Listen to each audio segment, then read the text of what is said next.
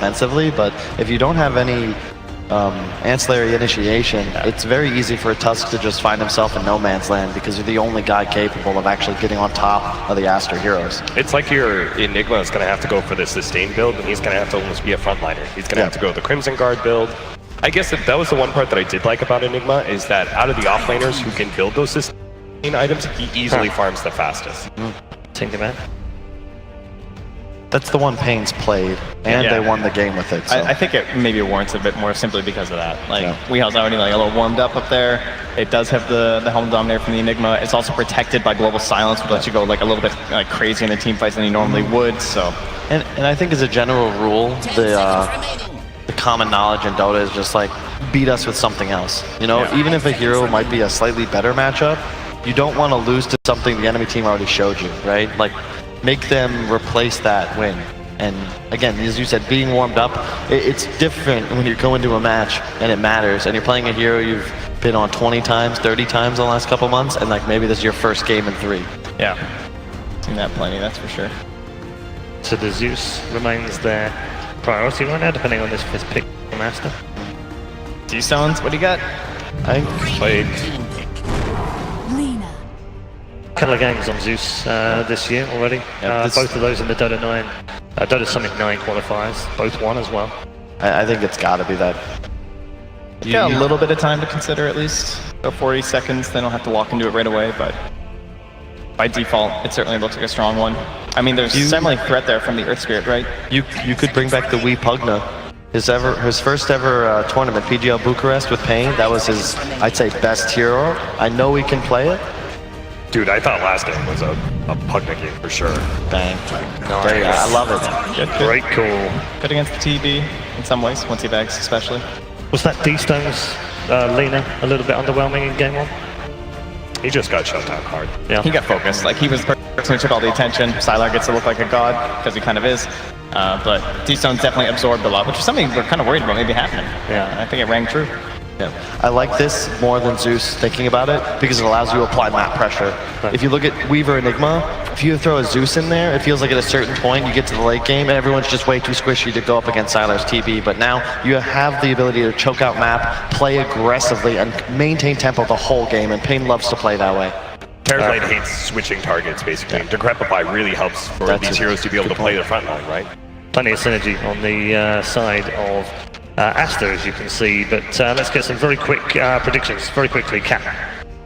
I guess I'll go PaiN again. You know, I think they should have actually won that first game. I'll stick with them. Trent? Sylar Terrorblade. I don't have a choice, you know.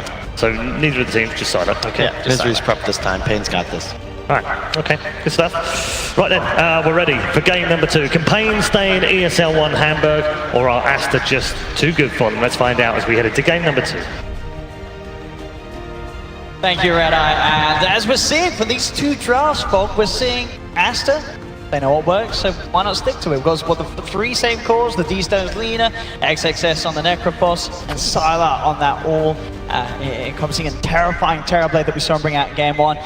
PaiN Gaming, they try something different. Yep. Do you like their approach this time a little bit better, or what do you sort of feel of the draft? I mean, I do love Pugna, especially when you see Pugna and it's like, okay, you're versus Necrophos, it's always great, but when you're versus Necrophos and a Terrorblade, you kind of have that double heroes that you can pressure really well. And even the Lena in the final. Ward? I know you wanted the Meepo as the last thing for it. Meepo, but I thought maybe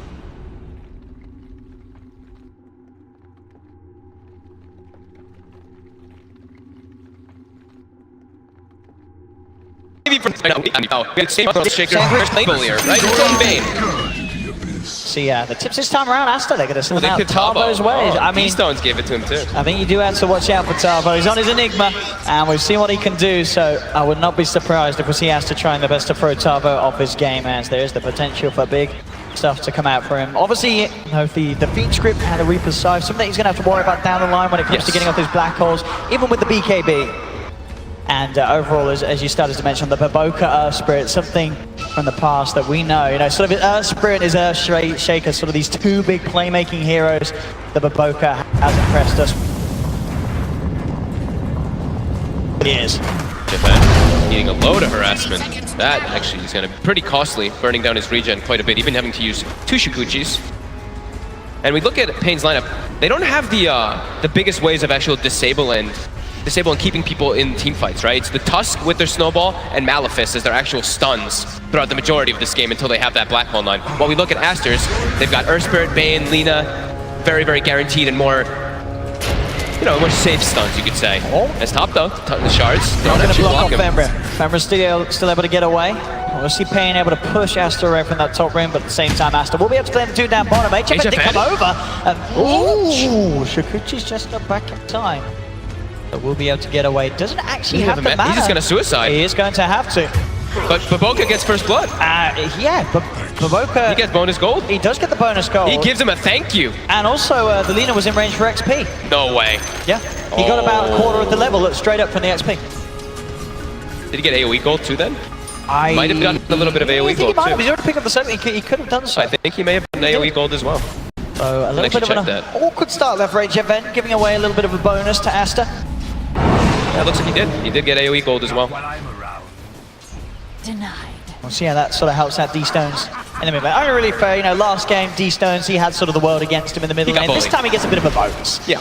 As we saw last time with the early courier snipe and such. Doesn't look like there's going to be any sort of positioning from PaiN to try and snipe his courier early on this game, so D-Stones is going to be fine with it. Yeah, nice thing about the Lina in the mid matchup is even if you're versus a Pugna and you get decrepit constantly, you have your nuke to always guarantee that you can get those last hits. And you have that very, very far range. Even though Pugna also does have that range, you've got like 40 extra on the Lina to be able to poke, as the shards are very nice, trapping Sylar for a bit here. And this will be the lane we're watching for PaiN, right? Just the pressure that's going to be coming out from King RD again, who had a fantastic time in that last game as the Phoenix in that early laning phase.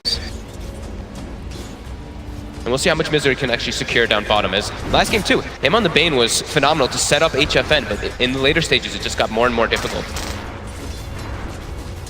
We'll see, because last game while HFN was down here, he was playing the Spectre, didn't end up really getting too pressured by XXS and Necrophos, was still able to farm. This time he's on the Weaver, so it'll be even easier for him to find the farm without being at any dangerous top. Bit of a chase down, Sylar looking to move him with that meta. Getting a few punches into both Tavo and King RD. King RD's sort of blocked up, but he's the touch, still pretty beefy. As indeed, he'll be fine for now, and we'll see how much Sylar can secure with sort of this first use of the meta in the lane. Be able to get a good wave or so. It's a big dire creep wave building up though, so that is going to push back into the hands of PaiN up top. It looks like he did get a couple of those Eidolons there though, as we see his experiences nearing that level 3. Bottom tower is under attack. Mid lane matchup, as it were at the moment. D-Stone's 10 for 3, Weeheart 8 for 2. Very close once again between these two heroes, as expected. Yeah, I mean D-Stone's, we've said it, he got left in the dust a bit in that last game. His team definitely put him on his shoulders a little bit there. But this game he's going to have a much easier time as he's not getting his courier snipe, not getting roamed on that early game, as he does connect a stun onto Weeha. Weeha's got the burst too. He's got a Dragon Slave though. Same time up top. We are going to see them get themselves on top of Fenrir and get the kill.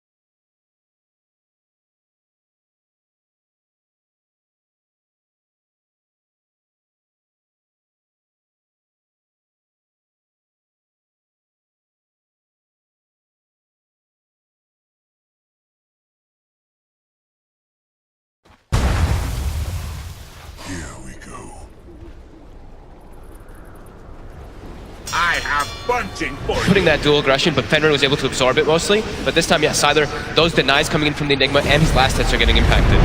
Was going to have to come out for King RD, but he's incredibly low. Sylar and Fenrir do have a good chance of punching him down with the remainder of that mana and the brain sap, and they will. They'll claim the kill onto King RD. Sylar a bit of fortunate involvement in the kills, and now can put some pressure onto this top, really sort of shoving Tavo back. The mid lane matchup continue to be led by D-Stones' Lina. See that was D-Stones. Look at that Invoker. 66% win rate. Indeed, the Invoker slightly better, the 71%, but nonetheless having good success with Aster here with this showing at ESL 1 Hamburg so far, and being one game up in this best of 3. And now in this game 2, looking to be off to a similar start. It's pretty even. Sylar is, you know, maybe not quite as far as he was this stage, but he's still in a fantastic place. I mean, he's got 28 CS, yeah. So is HFN. Both him and HFN farming just all right on those side lanes. Mid. Baboko starts rotating over. He sees that D-Stones is almost level 6 on the Lina, so they can easily set up for kills onto the Pugna here with that Laguna Blade, if they're able to connect.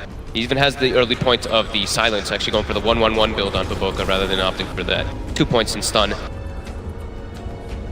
Set up for the 6-minute runes, see who's going to get lucky. King RD is up at the top one, and they're going to get lucky. PaiN will be able to grab it top again. Haste rune this time for Weeha. That could save his life. It really could. If they get the silence and are relying up for the extra slowdown, he's out of there with a haste. Yeah, but Baboko, like we said, he wants to set up for this kill. It's hard with the haste rune now. Yeah. He forces it though. He get it out straight away. Weeha, make sure to use that movement to get in and trade a bit back with a quick blast onto D-Stones. Baboko might stay in the area waiting for that haste to wear off to set up kill. They've emphasized so much on the mid lane this game. Both wards at that nighttime being committed to protect D-Stones Lina. Bottom as well. Just finding, well, XXS actually out of all the core roles, he's struggling the most in terms of keeping up, as you do see nearly double the CS on HFN in comparison to the Necrophos on this bottom lane. We're sort of back with Baboko out to walk around, rotating elsewhere. Does manage to find the setup on the Misery, kicks it back. XXS chasing him down, and Misery, he'll go as Aster finds some action. Baboko rotating down bottom, but now being dove upon by HFN. Will lose his life in return. HFN? With the stick charges, but he's that Death Force is going to chase him. Now will find the kill. So Baboko falls, but sets up a double kill for XXS, as I was just saying. Was the core that was struggling the most in the lanes. Those 2 kills are certainly going to help him. Baboko makes his way top. Sylar wants to try to commit forward for a kill. They want Tavo. They've got the lockdown onto Tavo as he's focused straight away. Sylar is falling very low in return, though, as they'll lose their Terrorblade for this attempt. And they get Fenrir as well. With the TP in from HFN, they certainly can. So PaiN quick to strike back, as it looked like, you know, Baboko, he was ready to make this instant TP top, keep the flow going, but they just didn't have enough firepower to get those kills before Sylar just took so much damage in return. Saw the magical being thrown out from Misery with the curse and the glaives. It's just too much for the Terrorblade in this early game. And also when Tavo dies, he already has the Dominator finished with a Satyr creep, and he's got all those Eidolons, so that damage coming into play for sure there. They'll get some pressure onto the top. Very early move by HFN, just not wanting to be in that top lane, wanting to pressure as well, getting to those return kills, as Sylar will now he's just gonna jungle for a bit. Ideally, he wanted to have like mana up, but of course he used it top so that he could go bottom and try to pressure, but now he's able at least to farm this triangle, as we do see XXS just pressure this tower now for free down bottom. I mean, I think as well, you know, sort of on that bottom lane, you give up a double kills to Necrophos, you know, he's going to have the level 6. It's a very scary lane to sort of fight into. This Definitely. top lane is the best place to play at that moment in time when the Necros hit 6. You don't want to fight and force any sort of action into that level 6 Necrophos unnecessarily. And PaiN already, because they're starting to get some map control, they want to get these deep wards down to watch the Terrorblade. Lock in onto Baboko. Looking for King RD. Straight across to D-Stones, the Laguna Blade will finish off Misery. There's a shrine there. HFN does not want to fight around it. Shikuchi immediately backs out. The shrine pop. This is not the place for PaiN to be. King RD jukes out the Light Strike array. And they will manage to get everyone else out of there on PaiN. Bottom lane, HFN straight in and starting to punch back at XXS, but it's a hard hero to harass on his own. It's got King RD coming in as well. They want to keep this tower alive as long as possible. It almost does drop, but also Weeha mid, because of the rotation from the Lina, has dropped that down to 400 HP already too. Aster has to be aware that there's a ward in their jungle now, though. They don't really know exactly where it's going to be, but because that top tower died, because of that invasion play from PaiN, they should know that they're going to be under vision in some particular location up there.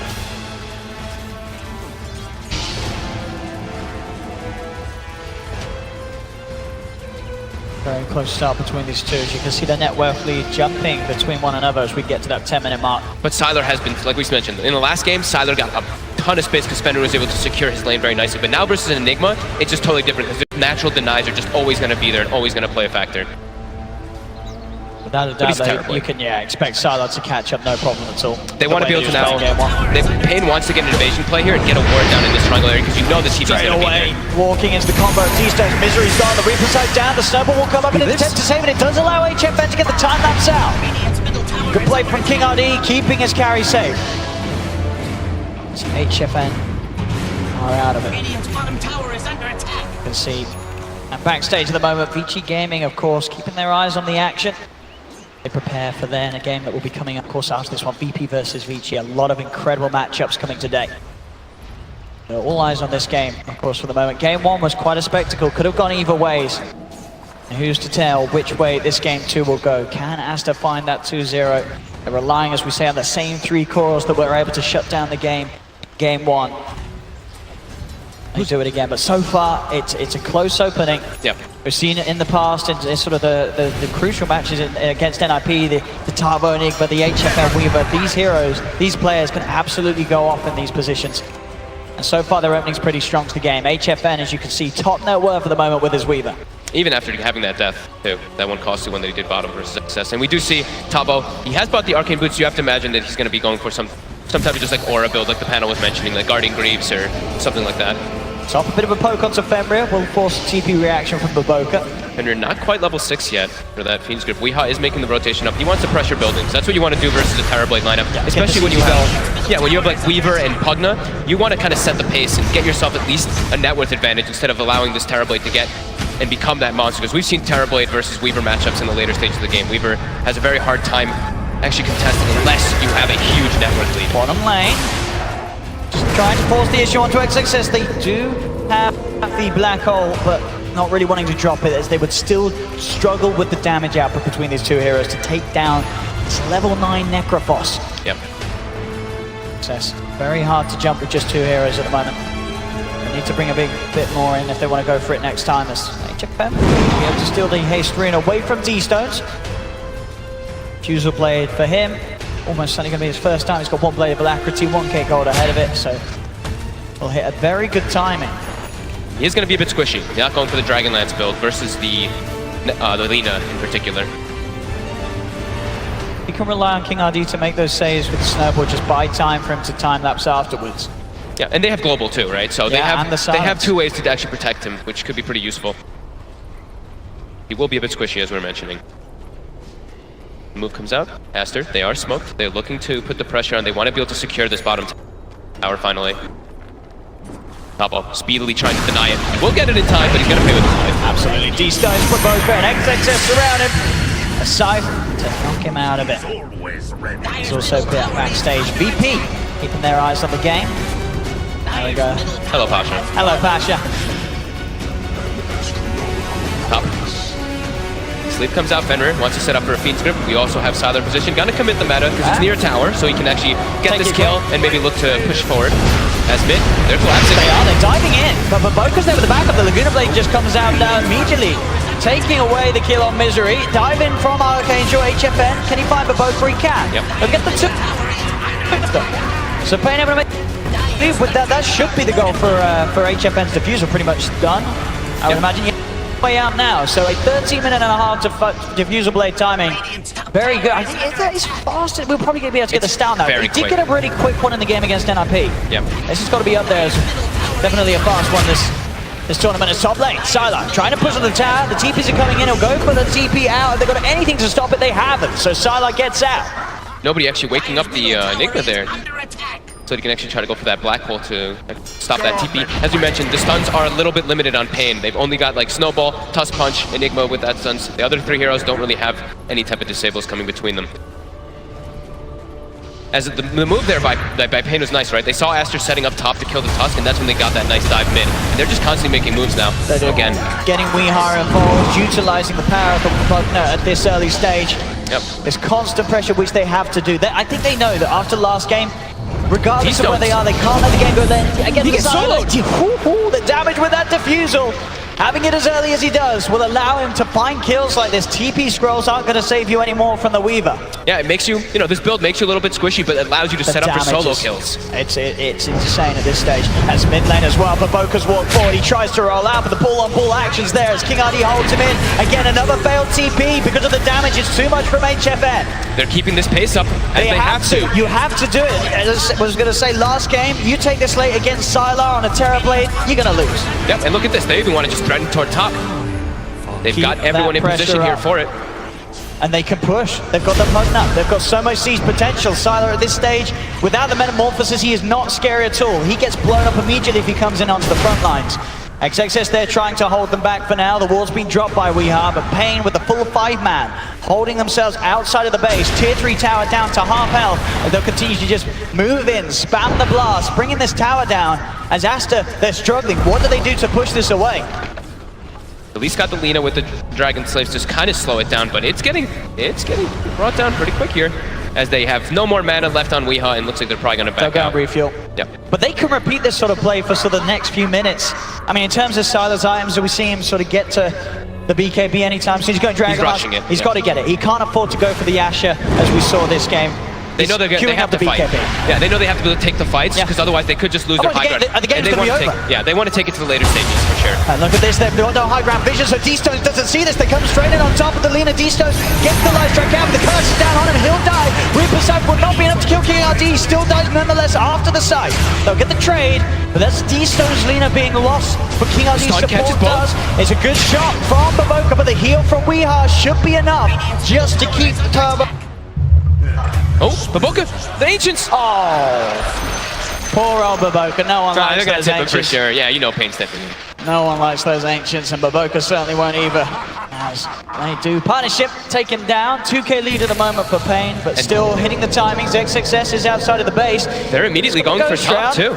Sylar has to be careful of his position here. He has got time lapse. He knows there's no Reaper Sight, but he doesn't want to dive. Knows that there's potential for a PaiN to be in position to catch him out if he goes in too far. HFN, no need to play too rash, too crazy. He can rely on his team to come back in and go for this positioning again on the top lane and get ready to push. Weeha's claritying up.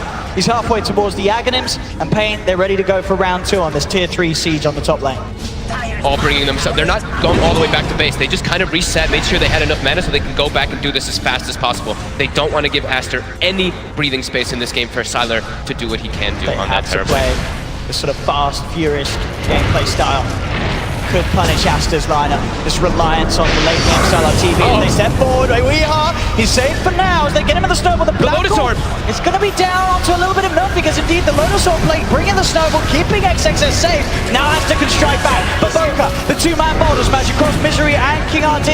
Is it enough to finish off the kill though? It doesn't look like it because the curse is upon them all. XXS will be able to remove it with the Lotus Orb, but they had to back off Aster. They've lost the vein. The snowball's coming in on top of D-Stones. King RD diving underneath the tier 3 tower. Misery still alive. He's just getting in there, throwing out these glaives. They've killed off XXS's Necrophos. Misery being bottled up, being saved by his teammates as he'll survive.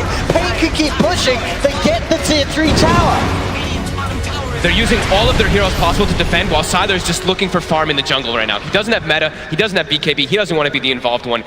Baboka gets the stun on Weeha as he's walking up to go for the blast, perfectly timing, and also the itemization in this game. XXS, he adapted. He's versus a silencer, super annoying here to play against. Get that removal. You have to go for the Lotus Orb, and we see the snowball play come into play here. As soon as King RD uses it, gets the Lotus Orb on himself, and the Black Hole actually ends up getting dodged because of it. It does. What have we here? If that Black Hole hits, they probably do kill XXS with that little bit earlier. The silence was still in place on the other heroes, so they didn't have any immediate way to cancel it.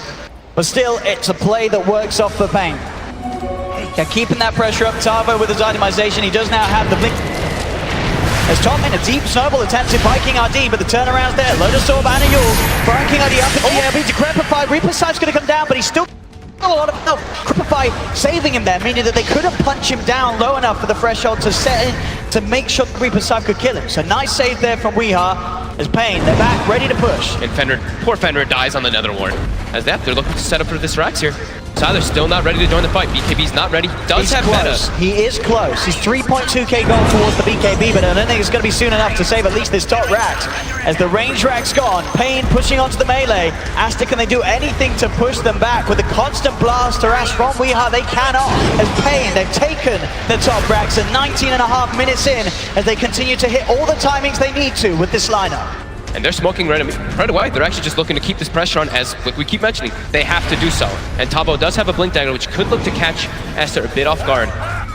He's opted for that instead of going for more of those aura builds, and I do believe King RD's also approaching that Spirit Vessel, but there is a Lotus Orb in play on that Necrophos, as we keep mentioning too, so they do have to watch for that. And Siler, he is now ready to actually be a hero in the fray. This is where things could change. The snowball's going to be attempted onto Baboka. He tries to roll away and TP out, but the snowball connects. The damage coming out for the life drain from Weeha. Not quite enough to find Baboka, as Baboka still continues to hide, but HFN's on the hunt. Comes in, leads in, and now PaiN, they're in position down bottom to push on. They're onto the tier 1 tower. They don't have a creep wave with them at the moment, as the dire creeps have still held Radiance creeps backed by Radiance tier 2. They won't be able to push on past this tier 1. They're still getting more gold, able to build up to sort of those next big items to add to the effort, add to the push that PaiN Gaming are pulling together. Yep. They're just showing how they relentlessly want to be keeping that net worth advantage, keeping that map control versus this Tower Blade. But they can't allow him to farm. Can't allow him to approach that late game. Thing is, as we're seeing, sure, even with the BKB, there's a lot that he doesn't have to be worried about, but if Tavo finds that black hole, they can certainly still bring him down. Hurricane Pike as well, now completed for HFN. Extra bit of strength, extra bit of bulk, and now that extra positioning capabilities. We may even see sort of sweet plays in terms of him sort of shoving Tavo into a blink play, allowing him to close the gap in mid lane. Aster, they're pushing forward. King RD's going to go in on this Styler. Comes the BKB, King RD on the front line. They've got the goal, they've got the black hole! He's got 3 of them! Tavo! It's the perfect play! With the blink, and they'll take down Siler! They'll take down D-Stone! D-Stone has brought back! Weeha burst down Necrophos as well, and Siler, he went all in on the BKB purchase. He does not have buyback. He's down for 35 seconds. They can't get the turbo back into it as PaiN.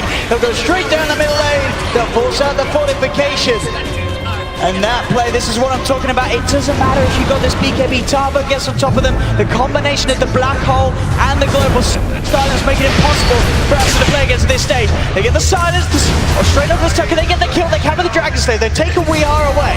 Buyback comes out from Exodus, but D-Stones, that's a dieback. No leader for 70 seconds. The buyback comes out from Baboka. PaiN will retreat. But then 9k ahead. PaiN know that they continue to rule this game. That Blink Dagger, Tavo just having it for that situation. Aster, they were actually the ones who smoked, but they clumped up a bit too hard. The crucial hero getting caught, the Necro. With that Lotus Orb, he could actually be able to try to cancel that black hole, but he could not. Siler used that BKB like you said too. He was caught in it as well. The perfect situation there for Tavo. Really is. PaiN, 22 minutes in. Adapting perfectly to the way that they saw Aster play against them in game 1. They're keeping this aggression up too. Misery, Infist, scouting out everybody. The snowball comes in onto Baboka. They're on the high ground as they surround XXS. Good 3-man boulder smash from Baboka will slow PaiN's attempts down for a little bit, but not long enough as Baboka falls. The damage from HFN too much. The Ghost Shroud only going to buy some time for XXS as he'll die again. No buyback on the Necrophos. Femra and Siler having to run themselves back to base. It's a triple kill for HFN. Jump forward and they're trying to go towards Siler. He does have BKB and meta, so he'll stand his ground. Pop the BKB, pop the Metamorphosis as Siler all alone for at least 5 seconds. D-Stones will be back in a couple. But now no BKB. Yeah, they could just look to jump him if he steps up too far. As they're pushing in PaiN, another tier 3 tower taken. They're onto a second set of barracks. Tavo goes in with a Malefice, keeping D-Stones at bay. PaiN take another objective, and there's nothing that Aster can do to slow this down at the moment. As 2 sets of racks have been claimed, they're decrepit by the burst. They got him. He's straight up dead. He's gone. No buyback. GG is called. PaiN Gaming. You can pull the Sylar Terrorblade, the XXS Necrophos, the D-Stones leaner against those points once, but dare you try it again a second time in a row, they're going to have an answer. PaiN, they adapt to the way that Aster play, and they say, you've got to try another trick. It's not going to work twice against PaiN.